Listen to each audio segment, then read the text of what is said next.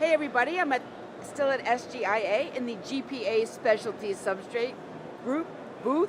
Woo! Yay! Woo. And I'm talking to Matt Buckley, and you are the wide format GPA guy. That's right. So, what are you guys doing at SGIA? Well, we're showing some of our specialty substrates that we have for wide format. The one we're demoing right here is called Illuma Graphics. It's a very unique film that allows you to make exterior wall and floor graphics. It's a little different than some other ones that are out there. For instance, everybody's familiar with PVC, and most of these items that are going outside that are used for walls or floors PVC, but as you can see from this one, it's actually metal. This is aluminum foil. Right. It's a layer of aluminum foil with a very aggressive adhesive so that it bonds to the surface really well, and then they apply a print receptive coating to it. So it comes in two types. There's the smooth, which is for outdoor walls, and then there's grip, which is for the floors.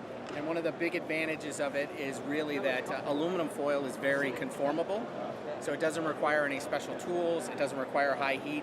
In fact, you literally just put it in the place where you want it, and you can push it right in, and it's going to conform to the shape. Right.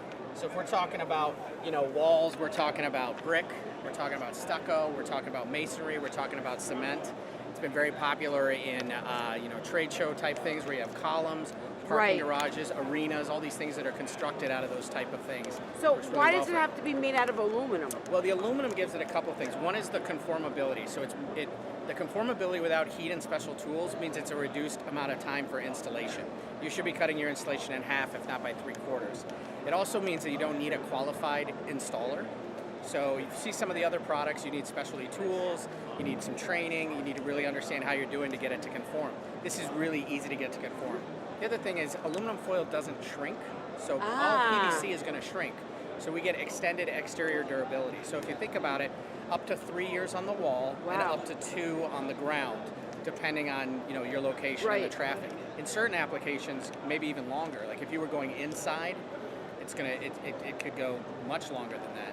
And then it's really easy to install, but it's also really easy to remove. That's what I was going to ask you. So it won't tear. So the aluminum foil isn't going to tear when you go to peel it up. Okay. And the adhesive is aggressive, but it's going to release. And all it's really going to do to your surface is it's just going to clean it really well.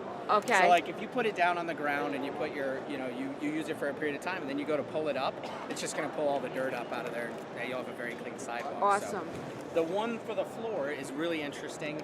What they do is it's got this textured surface. They're tiny glass beads that they mix into the it feels like sandpaper. It does. So glass beads, similar to what they put in reflective films. It's the same idea. They mix it in the print receptive coating, and then they apply it over the surface of the film.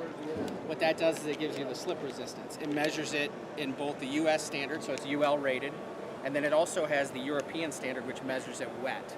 So that's a big deal. Wow. A lot of people don't really get into that. Right. So these are the two that are here, very popular products. Oh, and I always forget the bonus point. So in wide format, we struggle a lot of times to find green products. It's 100% recyclable. So all you got to do, you just recycle it with anything else, and you're good to go. So wonderful. Yeah. And Greg, are you going to come talk about this really cool lenticular thing? Everybody, this is Greg, GPA. This is our Greg Kessler. We love him. This is actually one of my go-to paper question guys. And whether or not it has to do with GPA, I ask Greg questions and he always knows my answer. So thank you so much for being so open with your knowledge and sharing it. I really appreciate it. You're welcome. And my community does too. Hey, the Prettyverse is a great place to be. So yay. So anyway, we've got Azuna exclusively available through GPA. It allows you to get 3D imagery without the expense of software like Lenticular has. So it really takes backside printing and front printing so you can get the depth, the 3D depth you're looking for. So a lot of different applications. This was a wrap for a stadium cup. Oh, very cool. Yeah, there's some great things.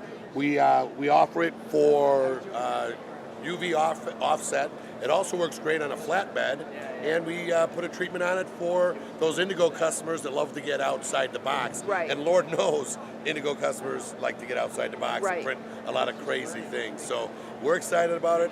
I'm sure everybody else will be excited about it once they try it. And why did GPA feel that wide format was the way for them to go at this point? Well, last year you started, right? Yeah, our customer base are commercial sheet fed offset printers. And all the reports that an owner would get is that digital is growing, right? So I believe there was a report that owners of commercial shops, if they're spending money on capital investments, they're spending it on a wide format or a flatbed press, a Zund or a digital cutter. So it was a natural for us.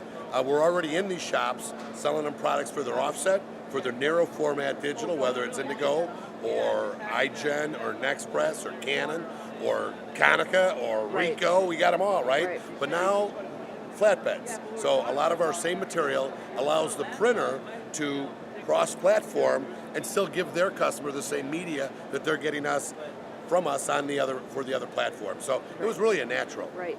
And last question, talk to me about the Fedrigoni Group for a moment there.